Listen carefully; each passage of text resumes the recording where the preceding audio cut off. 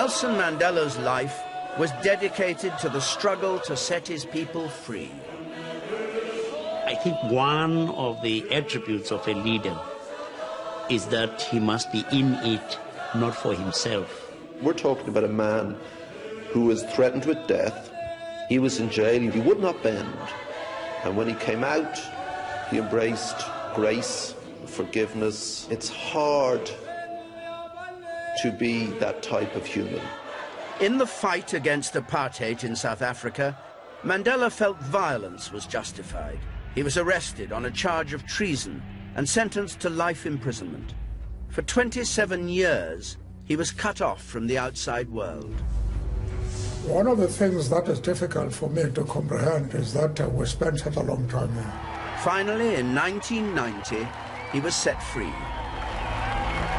Today, black and white recognize that apartheid has no future. So help me God.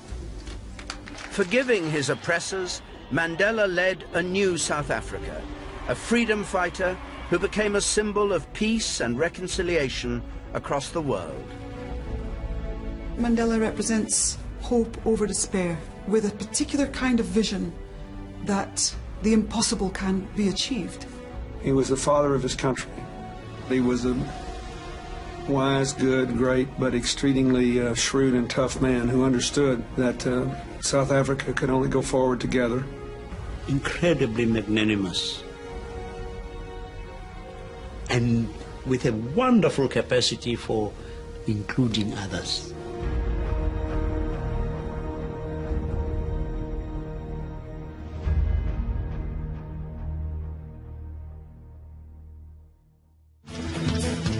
In the summer of 2008, over 40,000 people gathered in London's Hyde Park for a concert. For Nelson Mandela, let me see your hands. Mandela was celebrating his birthday. Looking pretty good for 90.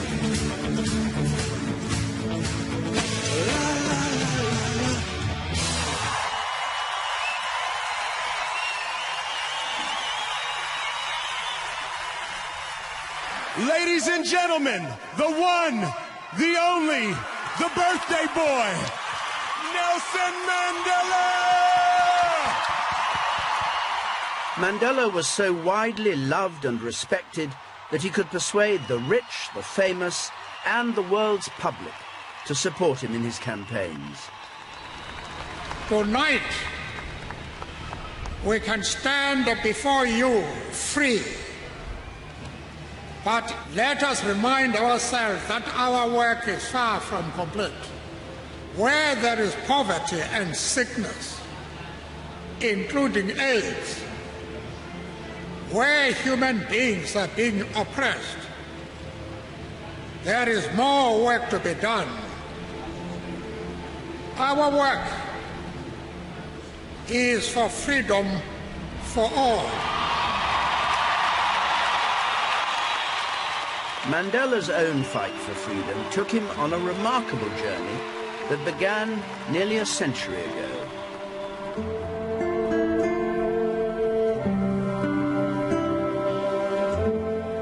He was born in 1918 in South Africa, a country where black people were oppressed by a white minority. His home was in this remote village in the region of the Transkei. He invited me to join him here in 2003, during the course of recording a series of interviews with him. This is an opportunity for me to come back here, I do, because it evokes very pleasant memories, my being here. What kind of memories? Of childhood.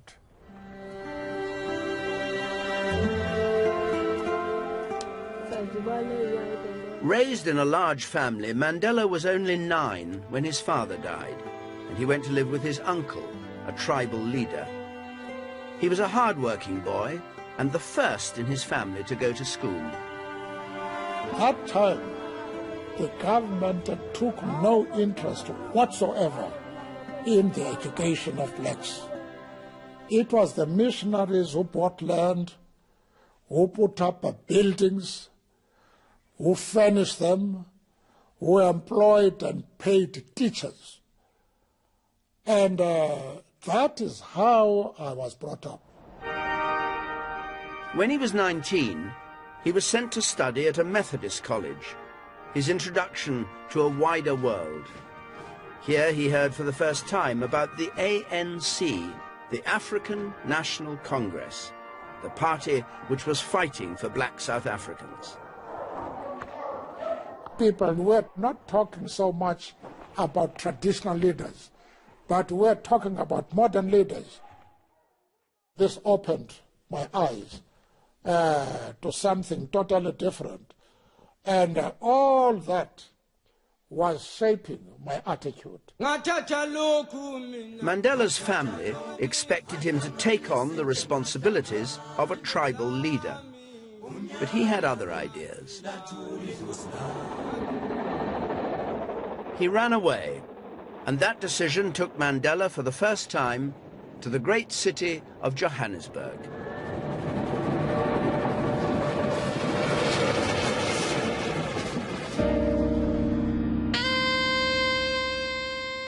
Life in the city was strictly segregated. His lodgings were in a township reserved for black people.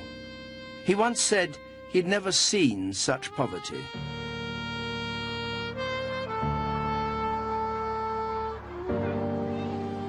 Like many new arrivals, he found a job in the gold mines, working as a night watchman. There he saw at first hand the indignity suffered by the black population in a country dominated by white people.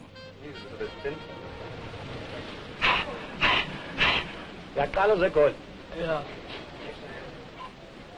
I think you better have an X-ray. There you are.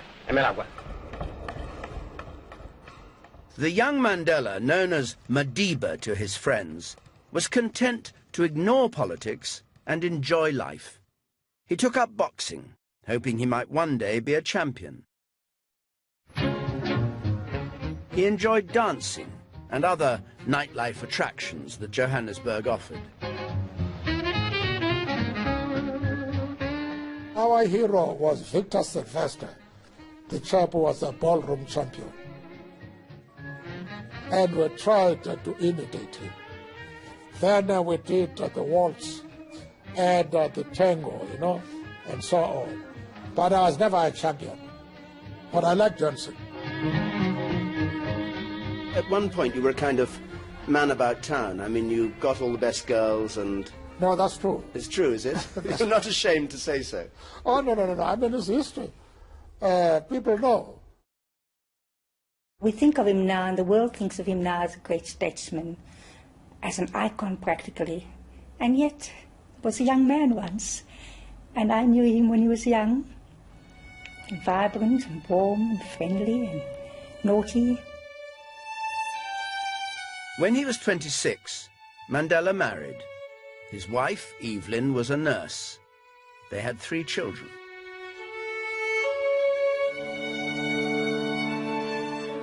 Compared to most black people, Mandela was well educated. He enrolled as a law student. A senior member of the ANC spotted him and got him a job as a legal clerk. His name was Walter Sisulu, and he became the most important influence on Mandela's life. He struck me at once to be the type of a man I had been looking for. I look upon him as a future leader himself. He had qualities which I knew would be useful in our movement. Mandela joined the ANC in 1944.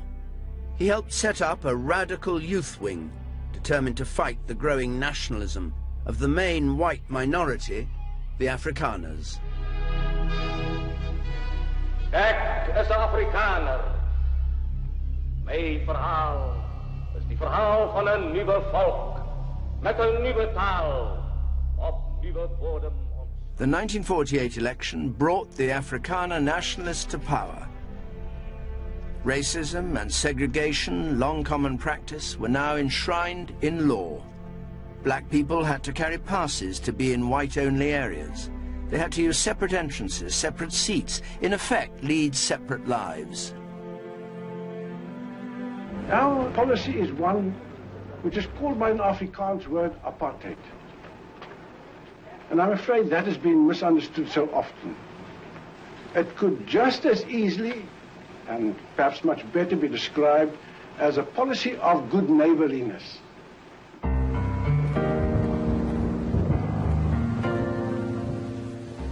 To fight apartheid, Mandela joined forces with another ANC activist, Oliver Tambo. They founded the first black law firm in South Africa.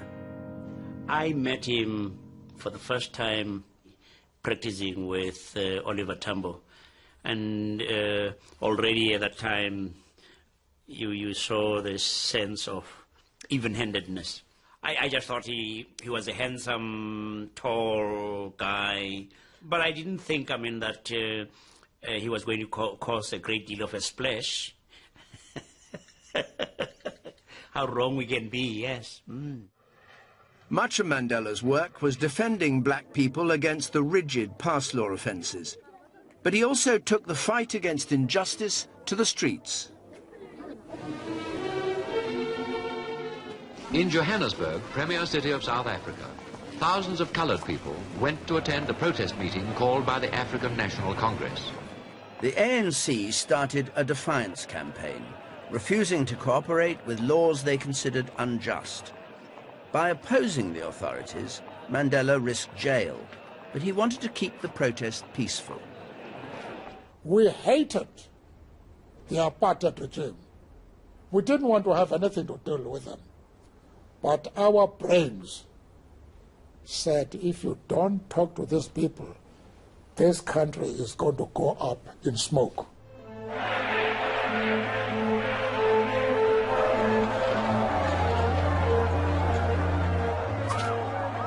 The white government rejected dialogue.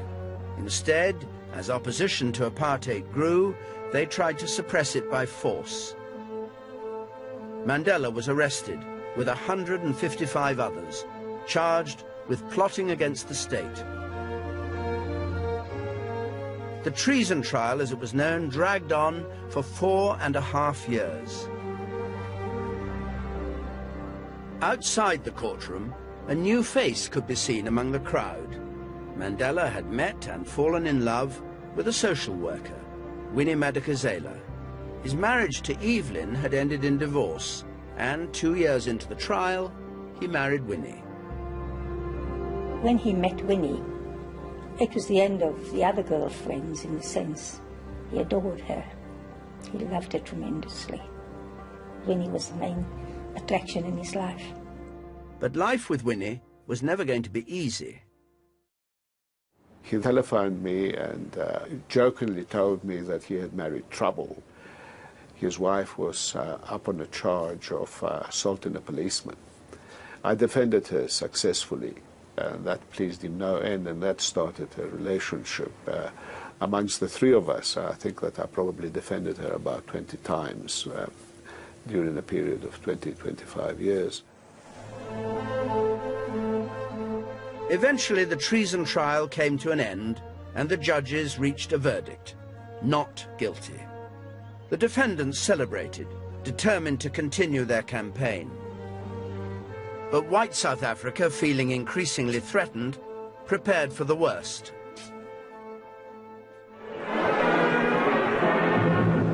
Demonstrations against the South African government's strict apartheid policies flare into shocking violence.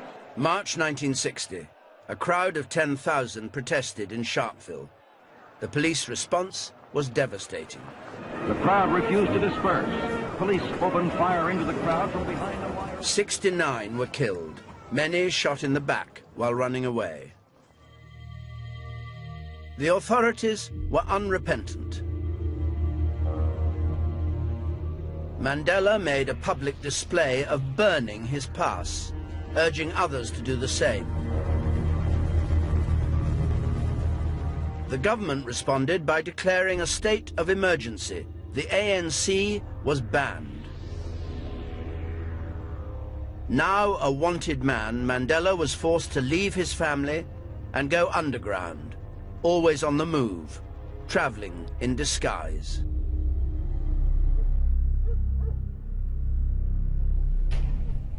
By this time, he was becoming impatient at the failure of peaceful protest.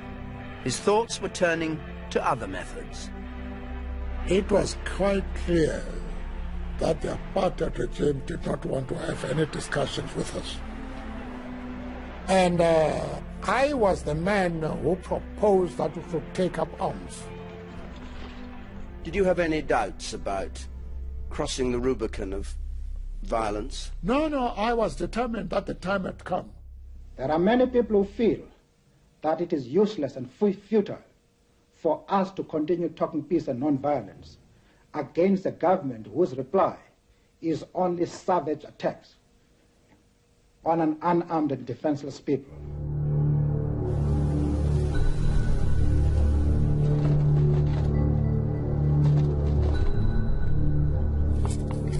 The idea in my mind was not that we were going to win, but that we were going to focus the attention of the world on our demands.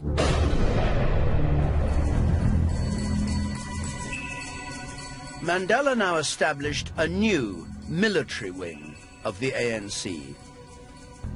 Their targets were power supplies and government buildings.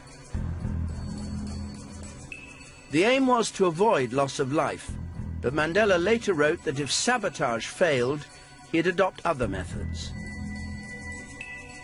You said you were starting with sabotage, but you said that if that didn't work, you'd consider terrorism and guerrilla warfare. How far is it right to go? We never embarked on terrorism. But you said you would if sabotage didn't work, didn't you? You wrote it you would.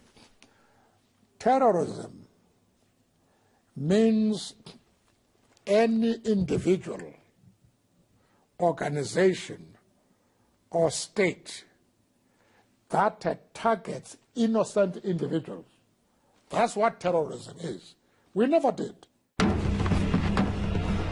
In 1962, Mandela left South Africa illegally to raise funds and recruit fighters throughout Africa. We made it clear that your object is military targets. Part of my training was what they call demolition work. I was expert in exploding bombs.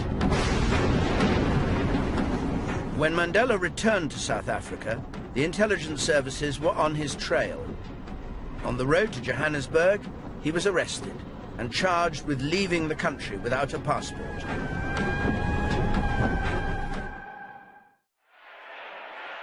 At his trial, Mandela denounced the proceedings against him, saying he was a black man being wrongly tried in a white man's court, and he defiantly wore his traditional dress.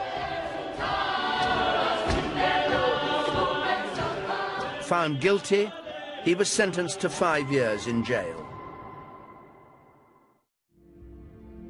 But the ANC continued their campaign. A year later, at a farmhouse in Rivonia near Johannesburg, the entire top leadership was arrested. Police found plans for sabotage and guerrilla warfare, which implicated Mandela. He and his colleagues now face serious charges of plotting against the state. If convicted, they faced the death penalty.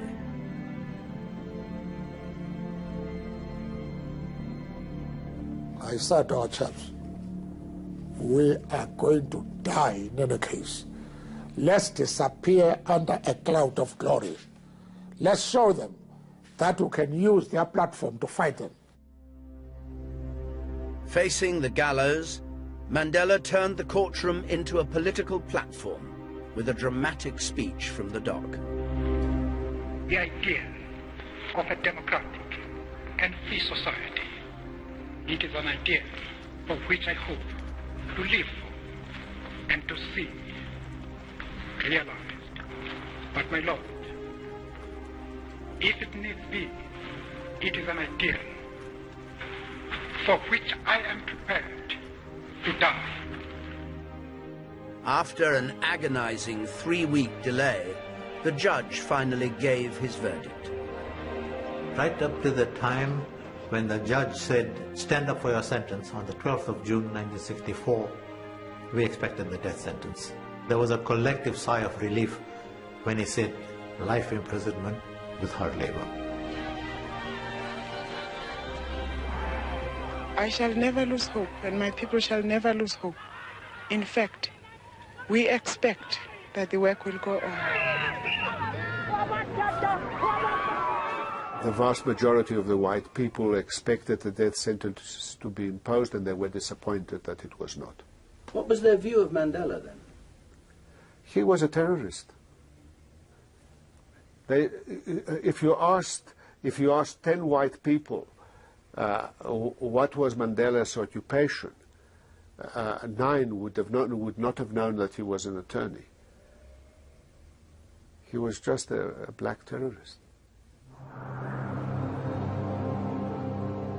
Mandela and his co-defendants were sent to Robben Island, an isolated prison from which escape was impossible.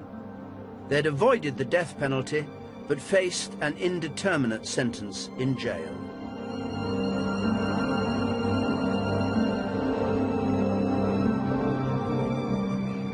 Years after he was freed, we took Mandela and his former colleague Kathrada back to Robben Island. This is mine now, number 4. Mandela's home measured 8 foot by 7. He slept on the floor and had a bucket known as a bali for a toilet. Those are not the balis we had, remember? Our balis were smaller. Oh, I see. One of the things that is difficult for me to comprehend is that we spent such a long time here. Of course, there were painful moments because the apartheid regime was an expert in persecuting people psychologically. When we first arrived here, the warders had been indoctrinated to believe that these were subhuman. They were trying to break us down, crush our spirits, so that they could have a very subservient group of prisoners. For 13 years, Mandela was given hard labor. He was forced to quarry limestone.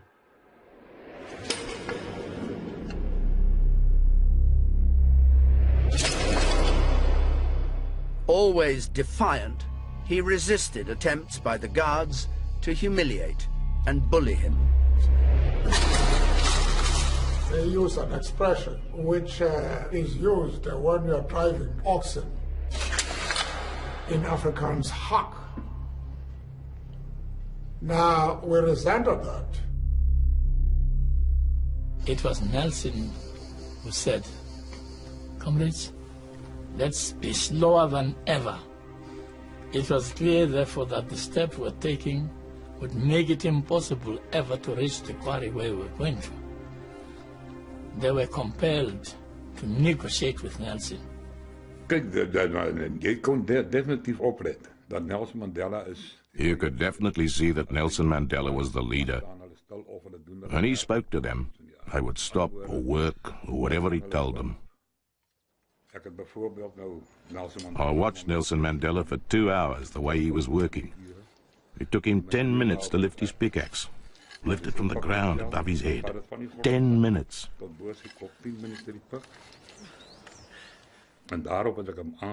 I charged him, and he was sentenced to only receiving rice water.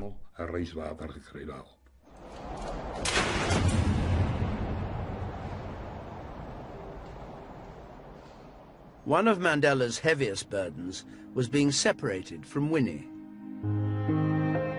She was my wife. I had 2 children with her. I loved her. I thought about her very often, and thus reflected in my letters to her. But private mail was another weapon used against the prisoners. Die beleid was deur die hoof van die gevangenis geplaas op daai stadium. The head of the prison enforced the policy that we should try to break the prisoners down by censoring letters. We mixed up their correspondence so they lost contact with their families. Kontak verloor met hulle mense buite.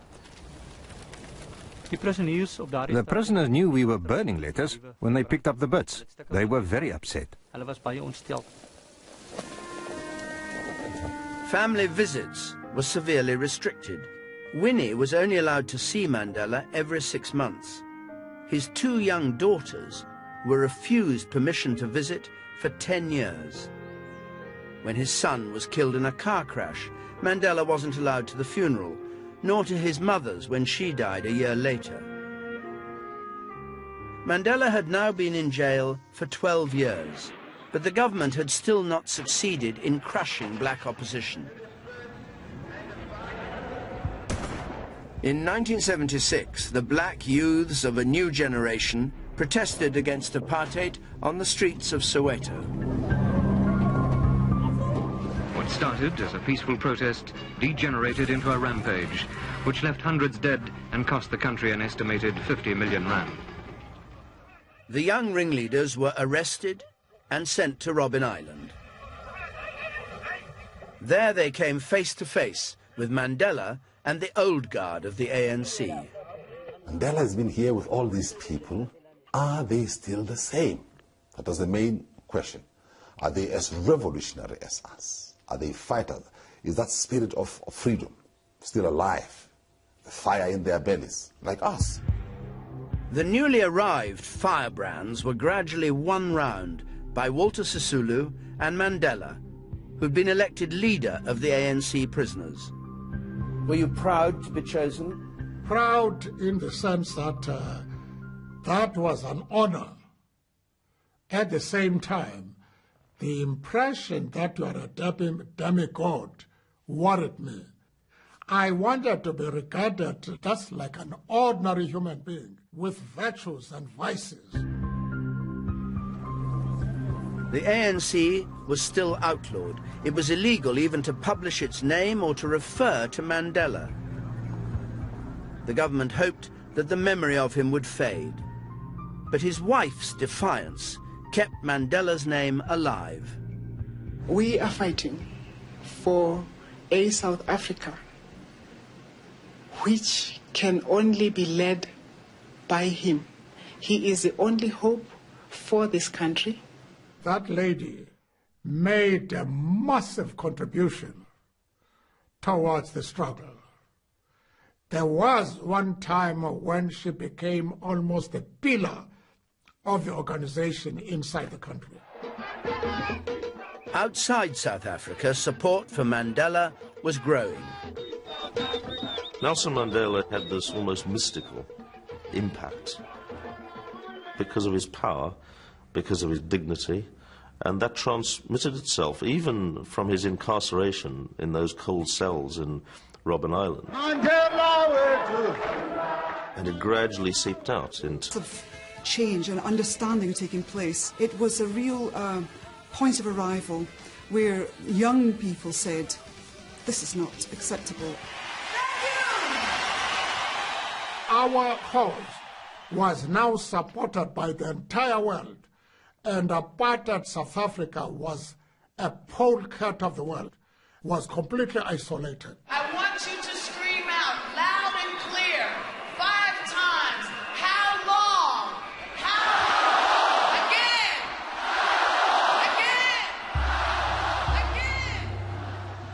The following year, white South Africa elected a new president, F.W. de Klerk. He realized that Mandela held the key to any settlement. Mandela had been moved to the comfort of a prison warder's house near Cape Town. De Klerk began secret talks with him about a political settlement that would set him free. But when ANC colleagues visited Mandela, they were suspicious. When we reached there, beautiful home, this is not a prison, wine farming area, swimming pool. microwaves, television sets. I concluded he has sold us out. The story went sweeping through the country that Mandela was selling out. You would hesitate to say it as a colleague of Mandela. But lurking there was the idea that when you're alone in a corner, they have all the resources. They will bait you into a trap. But Mandela did not sell out. I was confident that when it came to argument that we want all the rights of citizenship in our country, we were superior to them. At times there were about 5 of them, sometimes 6, but I was alone, so I had to prepare my case very well. Mandela's demands were clear: equal rights and equal votes for everyone. His refusal to compromise gave the government no choice. It became clear to me that he has a pivotal role to play and that he was playing it irrespective of the fact that he was in jail. I wish to put it plainly that the government has taken a firm decision to release Mr. Mandela unconditionally. I am serious about bringing this matter to finality without delay. February the 11th, 1990. The world waited to see Mandela's face for the first time in over a quarter of a century. He had won his freedom on his terms. This is the hour. This is the hour the world has been waiting for. With friends and family at his side, Mandela prepared to walk to freedom.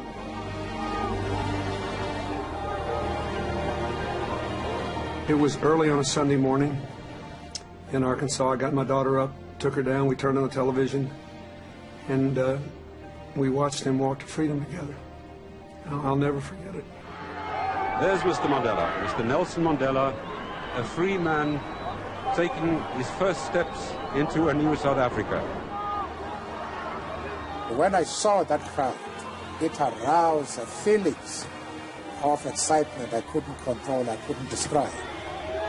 Nobody believed that they would ever live to see this day. And, you know, we all felt that we were part of this thing. I felt that I was liberated. I felt that I was free, having seen this man after so many years, free.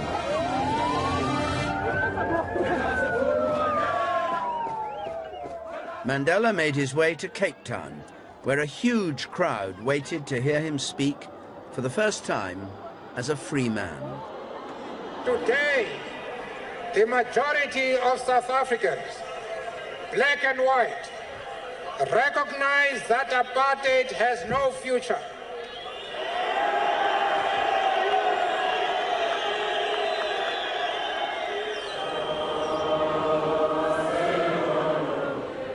Mandela was at last reunited with his wife, Winnie. But it wasn't the happy homecoming he'd longed for. Winnie's defiant support of her husband had come at a price.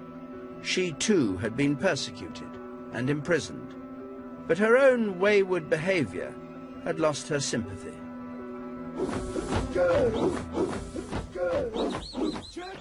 While Mandela was in jail, Winnie had recruited a young gang to protect her.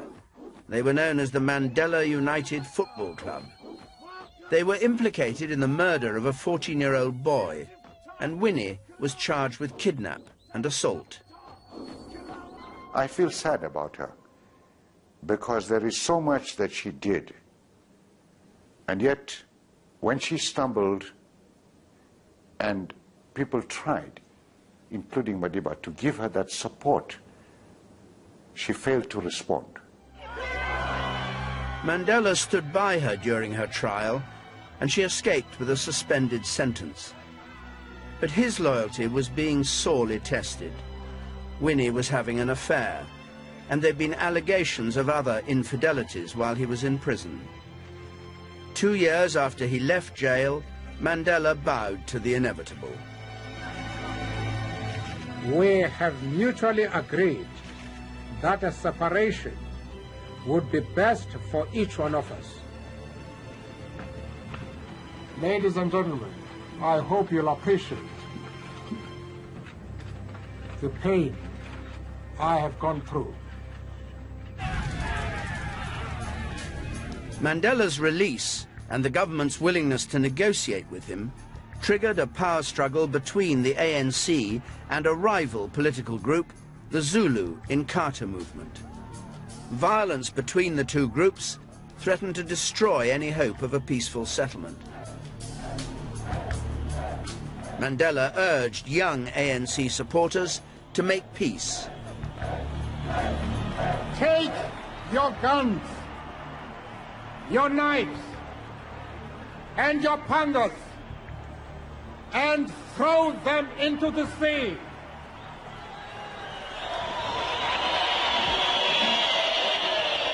What was your reaction when you heard your words just fall on such stony ground? I was not surprised. That's why I said, if I am your leader, you have to listen to me. And if you don't want to listen to me, then drop me as your leader. Against this background of uncertainty, negotiations began for the future of South Africa. Mandela, once considered a terrorist, was now the peacemaker. The first meeting was very impressive. His statement there, I will never forget. It was with no bitterness, no vengefulness, not a sign of hatred. At no stage did he endeavor to exploit or use his 27 years in prison. There was a statesman speaking as if he was never in prison. Talks were painstakingly slow, but an event outside the negotiating room brought the urgency of the task into focus. The assassination of Chris Hani has shocked South Africa and triggered fears in a country where violence and retaliation are commonplace. Chris Hani was one of the country's most popular black politicians. His assassination by a white extremist threatened to trigger all-out race war.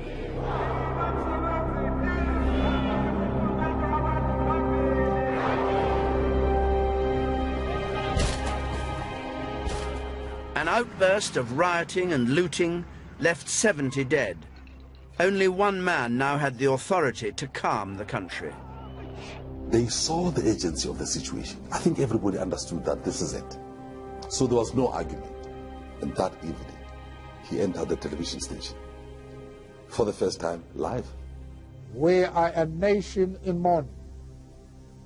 Our pain and anger is real. Yet we must not permit ourselves to be provoked by those who seek to deny us the very thing Chris Hani gave his life for. This is the defining moment when Nelson Mandela really assumed the reins, because he had to rescue a terrible situation in the country. In effect, Mandela became president on that day.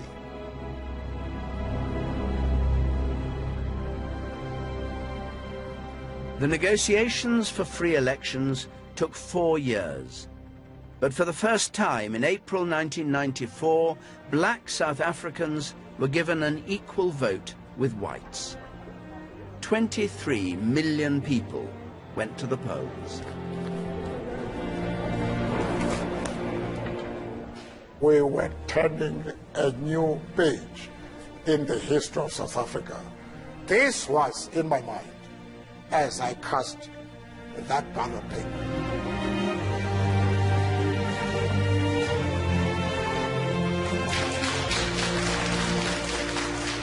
People can't believe it when we say, hey, I'm free. I'm free, and you're walking tall. And cloud 9, well, that's too low. The outcome of the election was never in doubt. The ANC won power, Nelson Mandela was the new president, and the world came to the capital, Pretoria, to pay tribute to the man who'd led South Africa out of its nightmare.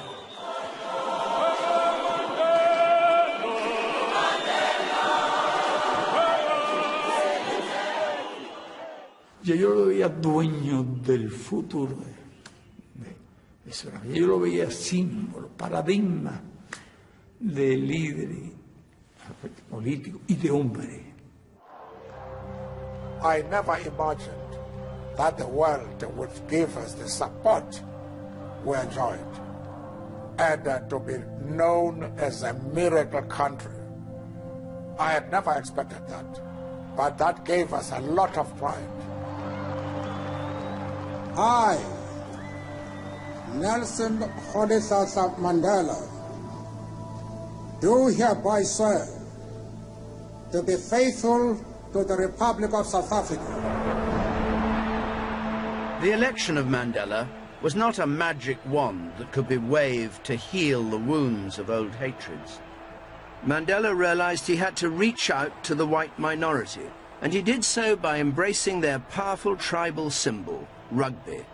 It was the World Cup final, the South African Springboks against the New Zealand All Blacks. I went round the stadium. I did not expect such an ovation. A momentous occasion, unbelievable occasion. And there was Madiba wearing a Springbok jumper. I thought, wow. And in his very calm, collective way, sincere way, he wished the guys well. And then he turned around. And when he turned around, I saw, and it was my number. And I was just, that's it, you know. I was ready to run through anything and do whatever is necessary to win this game.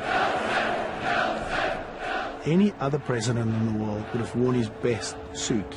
Here comes a guy that was incarcerated, supporting a white man's game, wearing a white man's jumper.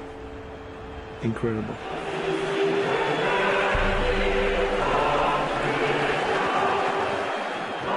I couldn't sing. I was biting my lower lip because I knew if I opened my mouth I would start to cry. I was just so proud, unbelievably proud.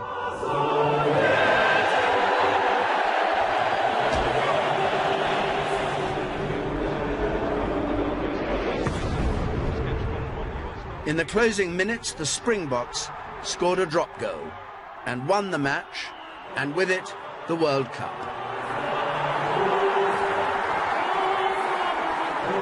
It wasn't a victory for white South Africa.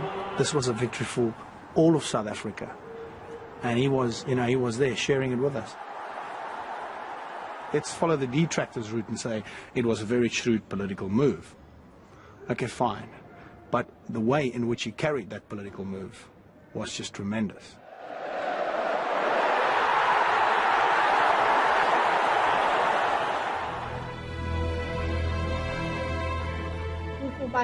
If they can just show us the bones of my child, I will be grateful. Where did they leave the bones of my child? Where did they take him? The toughest challenge Mandela faced was to persuade South Africa to forget the horrors of the past and not seek revenge. At public hearings, victims were encouraged to confront their aggressors, who escaped prosecution if they confessed. He took my genitals, Mr. X, and Mr. X shut the drawer.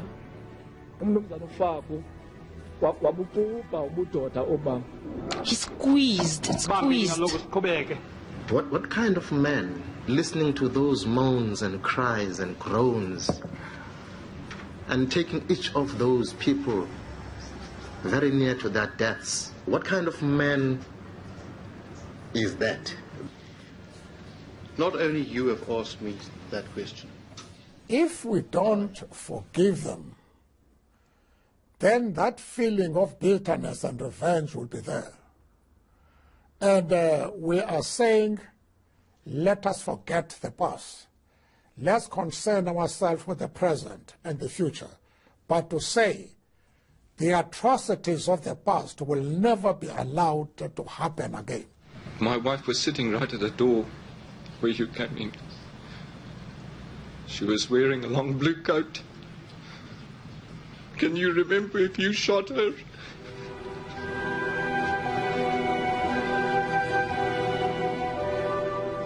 When he says, guys, we've got to forgive.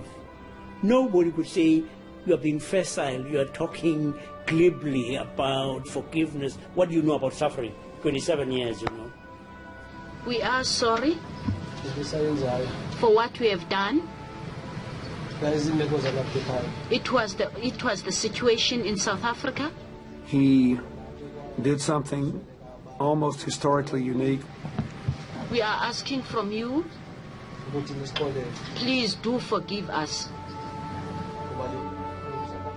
It raised the prospect that people could be held accountable without being punished in a traditional sense. This is something virtually without precedent in humanity.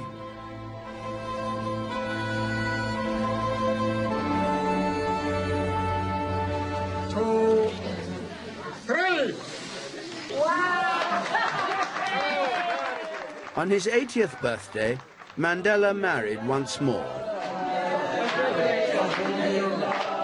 His third wife was Graça Machel, widow of the president of Mozambique, who died 12 years earlier. The beginning of our closeness, if I can say, it was two people who had been very hurt by life. That sense of being lonely and trying to find answers for very deep sense of pain and loss. I think that's what sparkled our connection.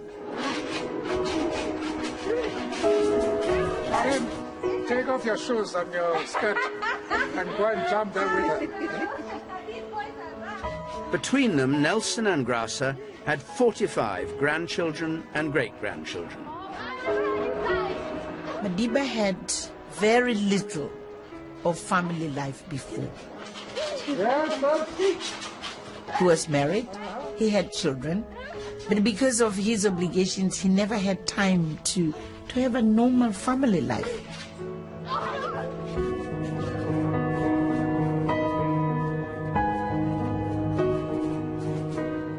It was that possibility again of him regaining a family and the space where you take away all your defenses and you are just a human being.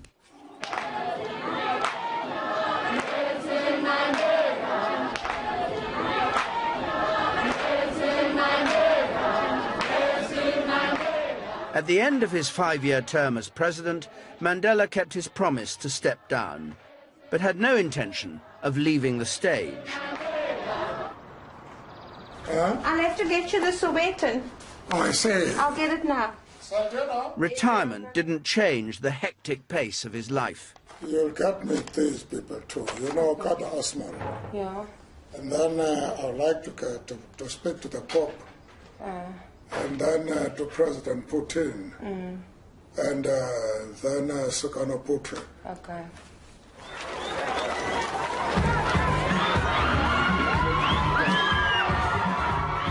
He used his pulling power with world leaders and celebrities to raise millions for children, education, and AIDS, an issue which he'd been criticized for ignoring while president. He established a charity to help fight the disease, which claims hundreds of lives every day in South Africa. He called it after his prison number, 46664. A silent serial killer stalks the land. Mandela was no longer president, and now we're looking at an elderly statesman who had realised that the HIV/AIDS pandemic was ravaging the country, and the message was no longer about apartheid, obviously. The message was that a genocide was taking place in his country. Mandela's global campaign was brought home to him personally when Magoto, his only surviving son, died of AIDS in 2005. Mandela chose to speak publicly about the cause of his death. It gives a very bad reflection indeed to the members of the family that they themselves should not come out and say bravely that a member of my family has died of AIDS. That's why we took the initiative to say a member of our family has died. In this particular case, my son. I was the one who told my dad about Khatu's condition, you know. And I know the day that I told him how he reacted, you know, like any other, you know, normal parent would react. It was not an easy thing for him to accept. I think for him, who has been a role model, you know, in this country in many, many spheres, it was important for him to come out and say, look, my son also had HIV, lived with HIV and died. Mandela lent his support to other campaigns. On a winter's day, he came to London to ask a crowd of 20,000 to make poverty history. He's hugely personable. He holds your hand, he beams and lights up. He is properly the real deal. And he sort of thinks, oh my God, it's Mandela, and you remember all his life, and then you meet him, and it's that plus. As long as poverty, injustice, and gross inequality persist in our world, none of us can truly rest. Ladies and gentlemen, Nelson Mandela. Nelson Mandela's 90th birthday concert in Hyde Park was his last visit to London.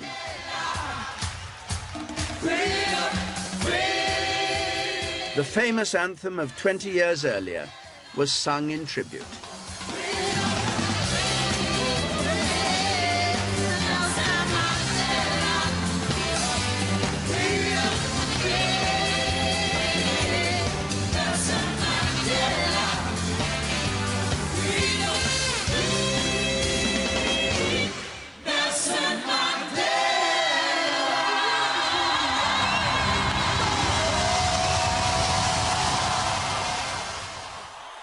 His legacy is himself. He was a huge influence on the world. To see the terrible regime of apartheid be dismantled is an extraordinary testament to his tenacity and his strength. He taught us something about peace and reconciliation in stoically enduring 27 years of imprisonment and abuse and coming out on the other side of it without rancor or bitterness and asking people to put their anger behind. People need symbols.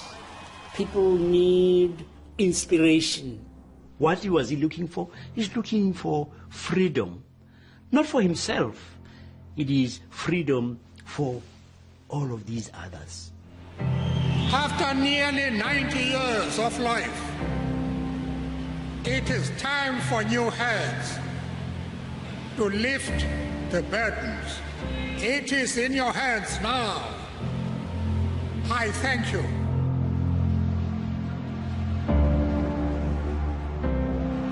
At the closing ceremony of the 2010 Football World Cup, with his wife Graça at his side, Nelson Mandela made one of his last public appearances. 85,000 spectators rose to their feet to welcome Madiba, the father of their nation, a man who'd sacrificed his liberty for their freedom.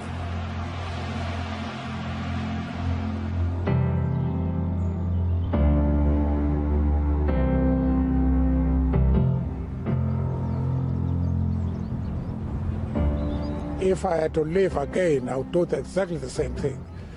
As long as our people were oppressed and deprived of everything to make human beings happy and to enjoy life, it was my duty to be involved. And I would do it over and over again. My family was here, and I would like to be buried here at home. But I don't want to take long about death and so on. Okay.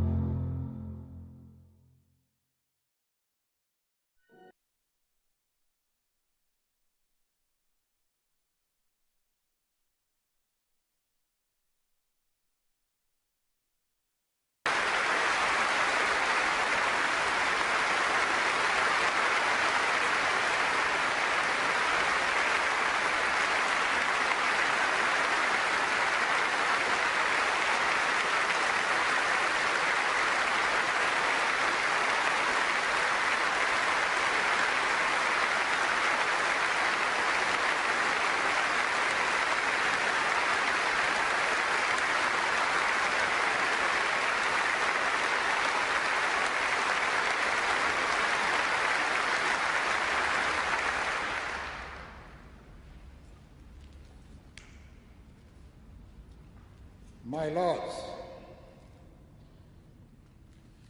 ladies and gentlemen, it is with a deep sense of humility that we stand here today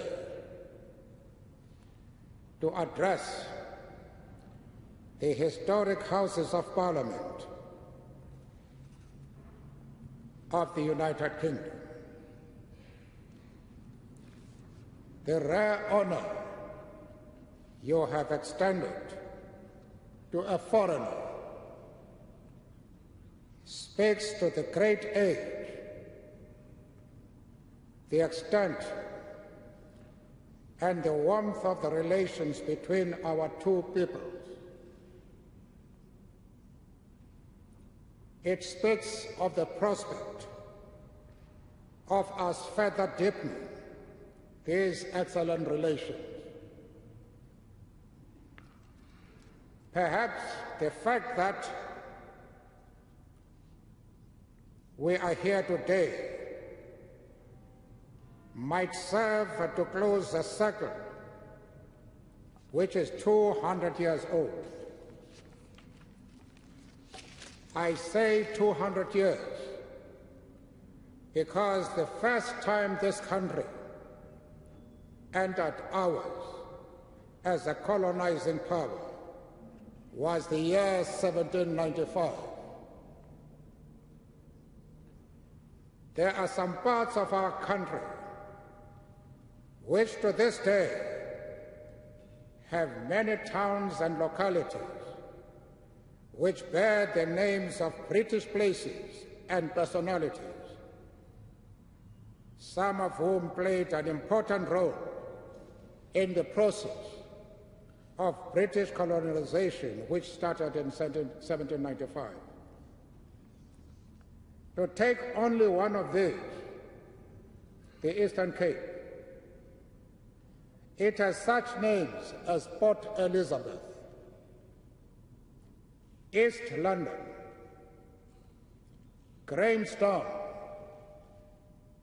King Williamstown, Alice, Albany, Somerset East, Fort Beaufort, Fort Glamorgan, and simple Queenstown. Here too is to be found what is called the 1820 Settlers Monument, built in tribute to British colonists who came to occupy land seized from our forebears and to help guarantee the safety of the spoils for the benefit of country and empire. Had those forebears had the advantage of education and access to your outstanding cultural heritage, they would have found the words of one of the citizens in Shakespeare's Coriolanus most apposite to describe their attitude towards the Great Britain of the day.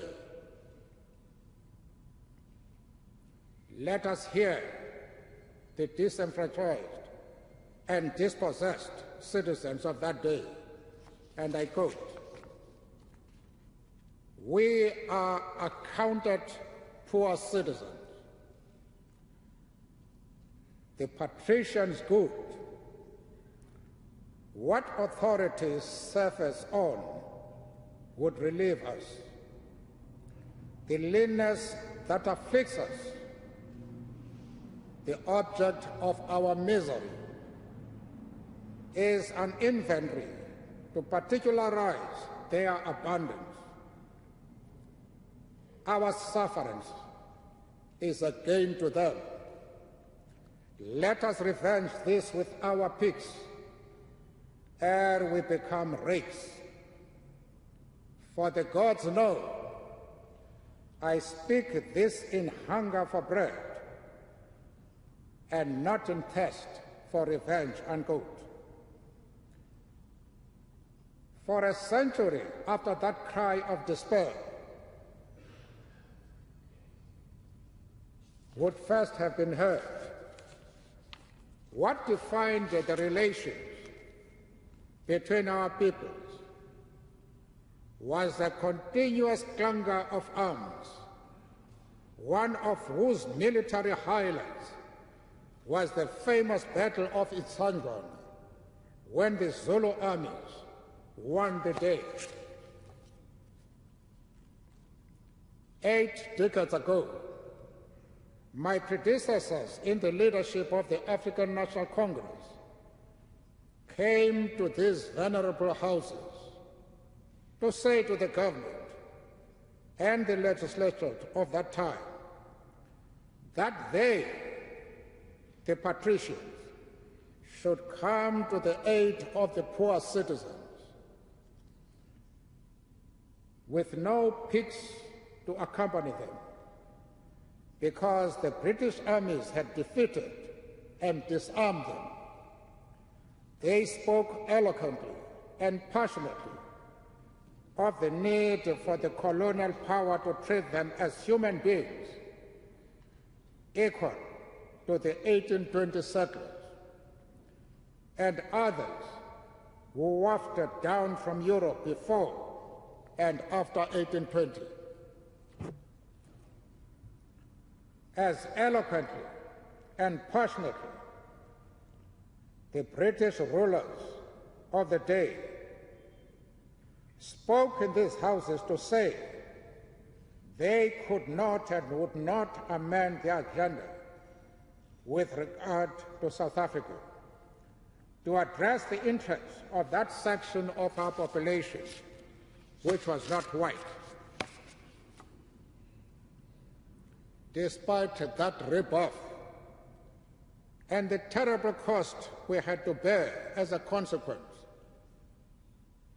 we returned to this honored place, neither with pigs, nor a desire for revenge, nor even a plea to your distinguished selves to assuage our hunger for bread.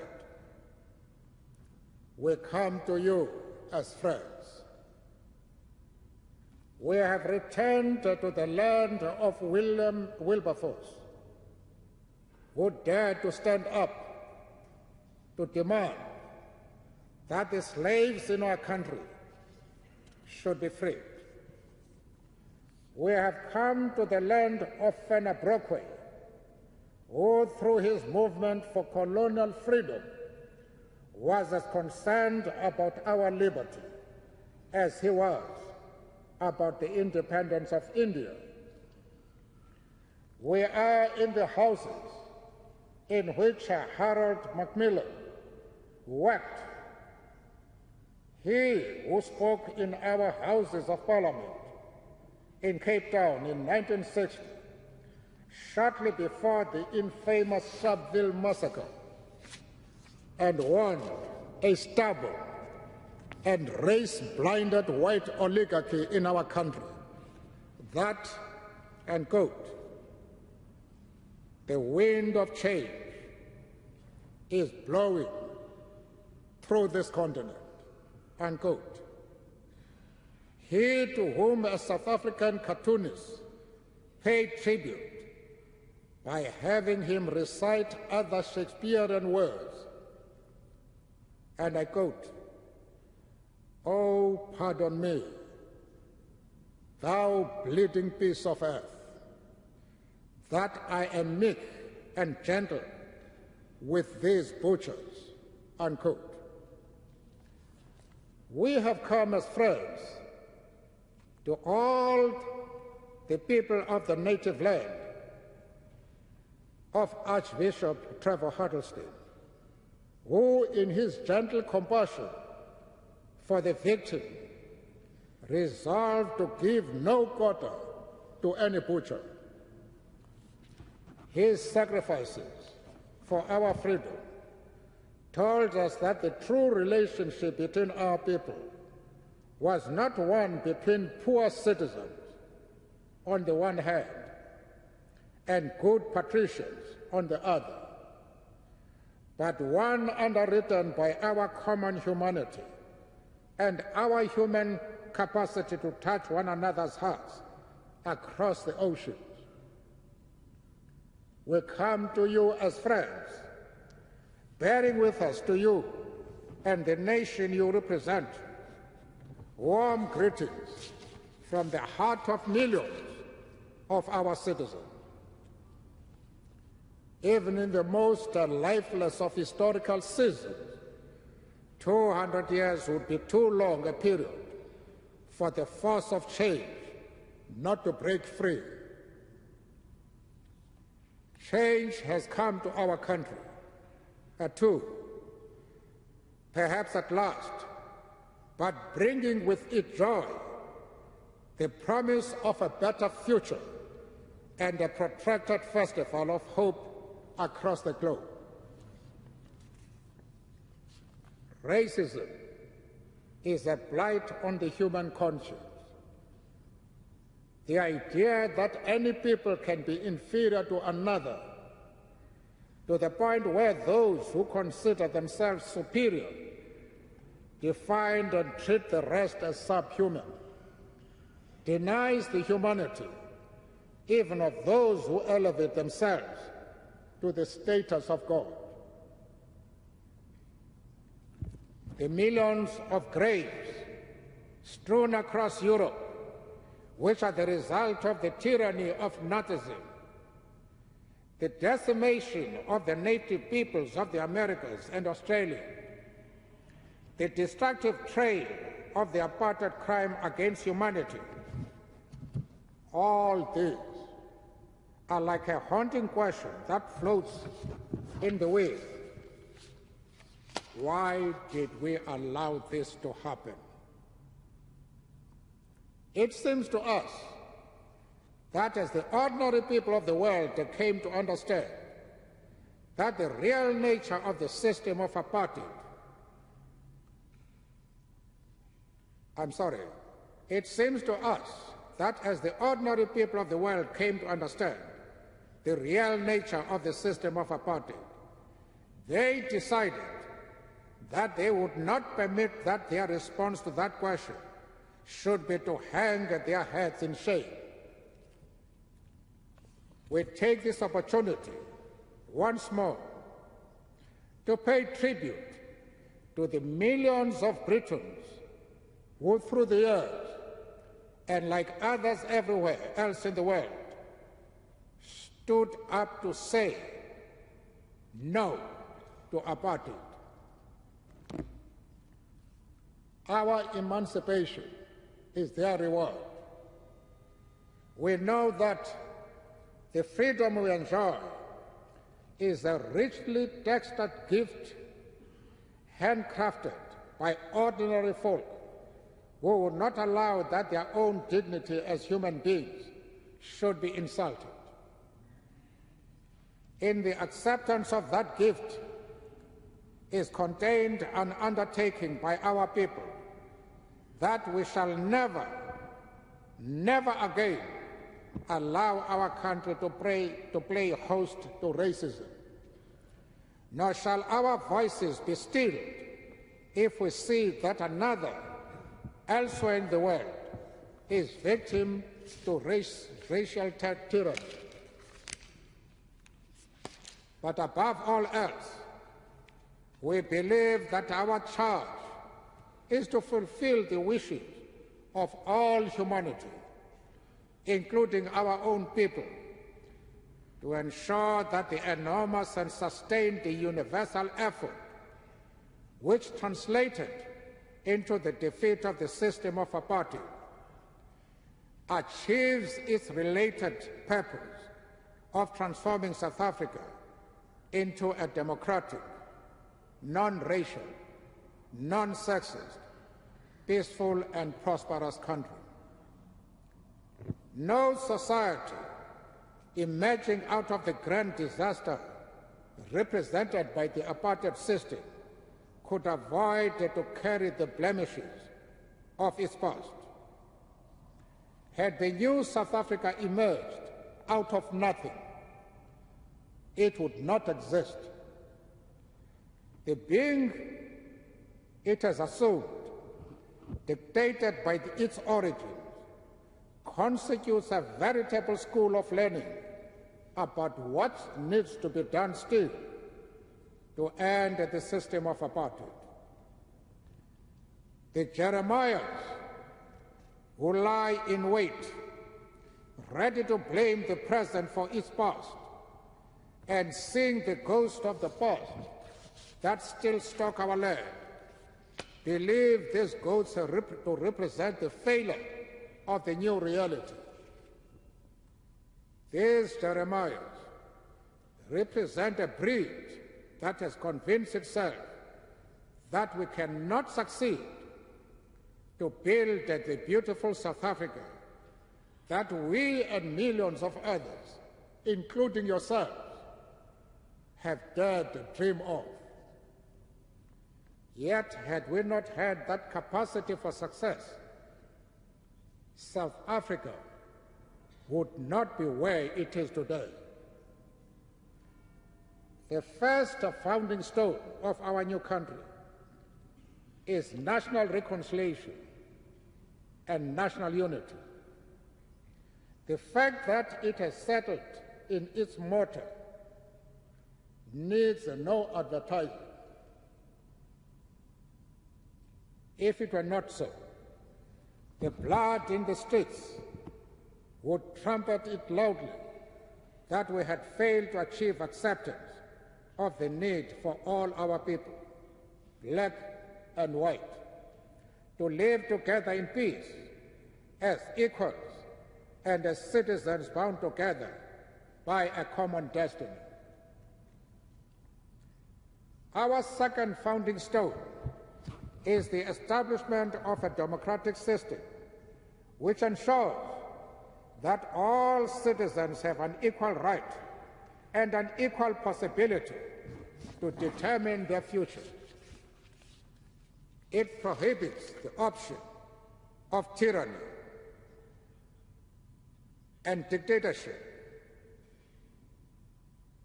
and it guarantees the fundamental human rights of all our people. Within that broad framework, like other nations, we continue the struggle to find ways and means by which to involve the citizen as intimately as possible in the system of government, cognizant of the historical process which is redefining the role of the politician, taking away from these professions the powers conferred by the notion that they exclusively have a special ability to govern. Furthermore, recognizing the diversity of our society, our new Constitution provides for the establishment of a commission for the promotion and protection of the rights of cultural, religious, and linguistic communities. This will ensure that our people as a whole have an additional instrument in their hands to enable them to avoid the emergence of any situation in which ethnic and other tensions might drive us back to apartheid solutions or to an imitation of the cruel example of Bosnia. Our third founding stone must surely be that we end the enormous race and gender disparities in wealth, income, and opportunity we have inherited from our past, and whose continued impact on our society necessarily subtracts from the achievement of the goals of national unity and reconciliation. Here we are confronted with a protracted struggle which is intimately bound up with our fourth founding stone, this being the rebuilding and modernization of our economy and setting it on a high, sustainable growth path to end poverty unemployment, and backwardness. None of us can underestimate the complexity of the challenge that faces us with regard to the laying of these latter two founding stones. At the same time, relying on our own resources and people, and as part of the world community of nations, we have every reason to be certain that we will succeed. In this context, we must refer to the mood of the masses of our people who correctly expect that freedom must be attended by a better life for all. But because they are poor, these millions understand the effort and time it will take to graduate from walking barefoot to the comforts of a truly decent existence. What they expect is not a great leap forward, but a steady and visible advance in the improvement of the quality of their lives, with them participating actively in the process of determining the pace and direction of that advance, and not merely waiting passively to be a recipient of benefits that will be delivered by an authority from which they are otherwise alienated. It may be difficult to understand the enormous creative force released amongst the people by the fact that for the first time in centuries, they have a government which they can correctly claim as their own, and whose very reason for existence is to serve the interests of those millions, and that they are builders of a society in which the individual is by law protected against any possible tyranny from state. It is from this well of hope, engagement, and confidence in the future that the ordinary citizens of our country are appropriating the concept we have laid before them of masakane, a Nguni word which means let us build one another together. As important a founding stone as the rest is the fact that we are an African country with all our colors and races combined in one nation. We are an African people. The successes we seek and must achieve in politics, the economy, and social development are African successes which must be part of an African renaissance.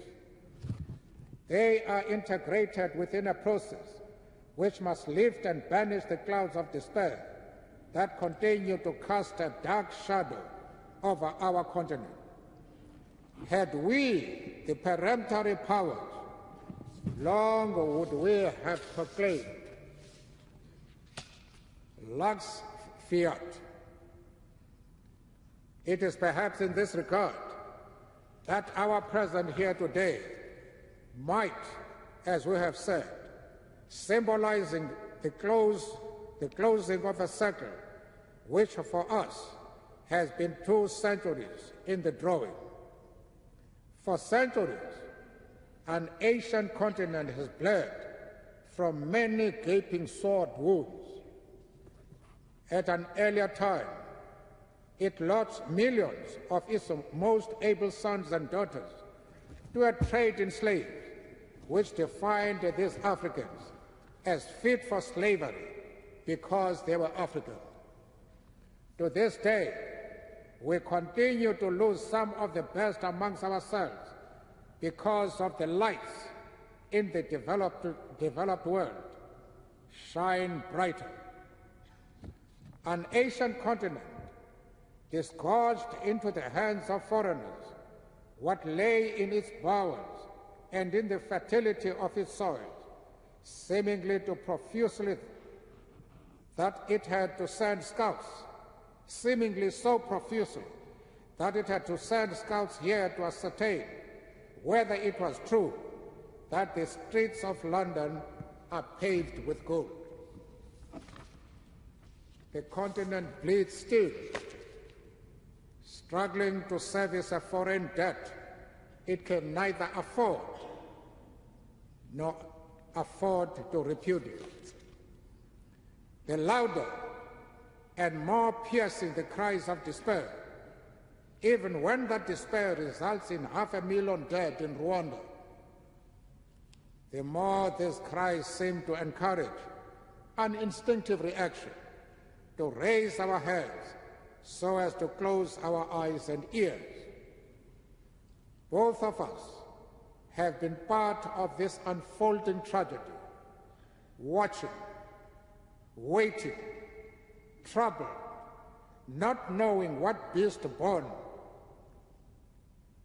of this superhuman suffering slouches towards Bethlehem to be born, to borrow the words of an Irish poet.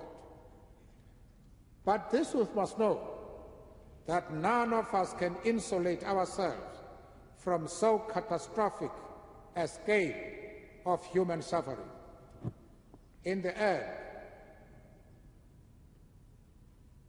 the cries of the infant who dies because of hunger or because a machete has slit open its stomach will penetrate the noises of the modern city and its sealed windows to say, am I not human too? To close the circle, let our peoples, the ones of formerly poor citizens, and the others, good patricians, politicians, business people, educators, health workers, scientists, engineers, and technicians, sports people and entertainers, activists for charitable relief, join hands to build on what we have achieved together and help construct a humane African world whose emergence will say a new universal order is born in which we are each our brothers or sisters' keeper. And so let that outcome, as we close the chapter of 2 centuries and open a millennium, herald the advent of a glorious summer of a partnership for freedom, peace, prosperity, and friendship. I thank you.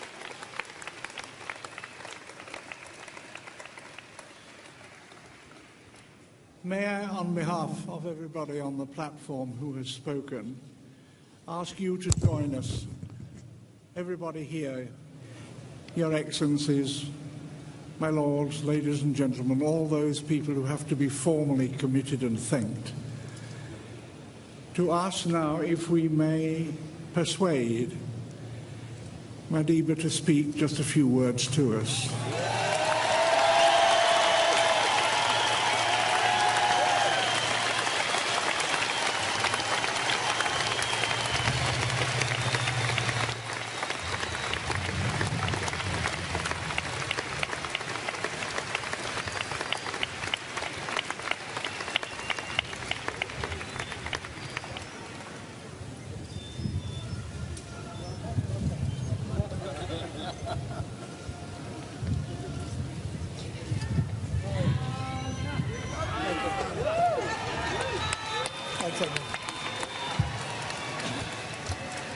Thank you.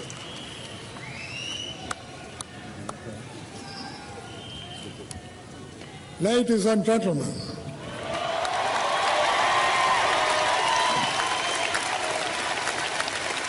friends, firstly, please allow me to congratulate our friend, Gordon Brown, on his new position as Prime Minister of Britain.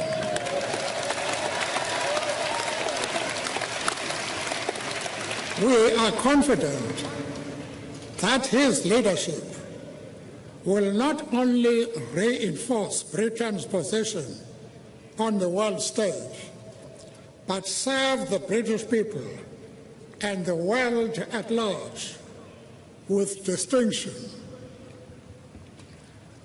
Gordon, we wish you strength and great wisdom for your term of office.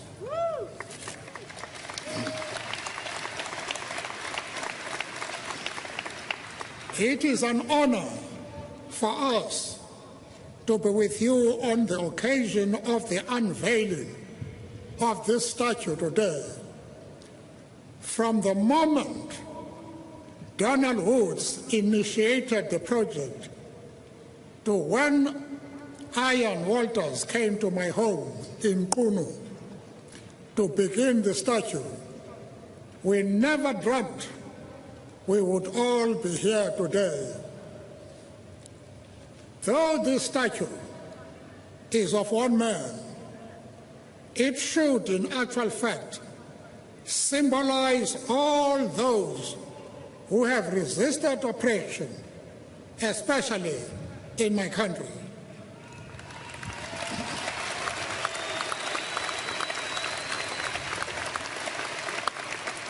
The history of the struggle in South Africa is rich with the stories of heroes and heroines, some of them leaders, some of them followers. All of them deserve to be remembered. When Oliver Tambo and I visited Westminster Abbey and Parliament Square in 1962, we half joked that we hoped that one day a statue of a black person would be erected here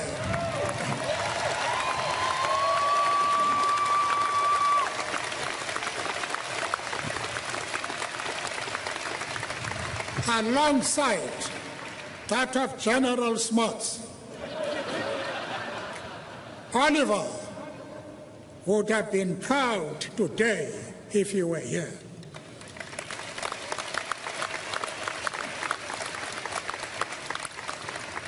We thank the British people once again for their relentless efforts in supporting us during the dark years. We remember the Free Mandela campaign and the time we gathered in 1990 at Wembley Stadium following our release from prison. We are proud to announce that in celebration of my 90th birthday next year,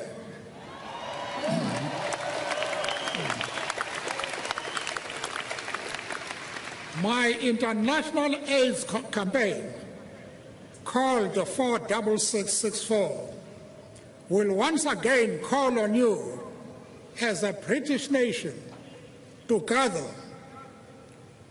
on the 27th of June, 2008, 46664 will host a concert in Hyde Park.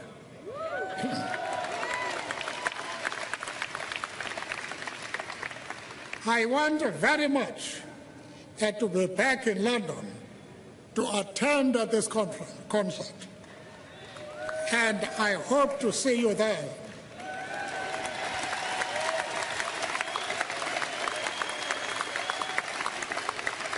It remains for me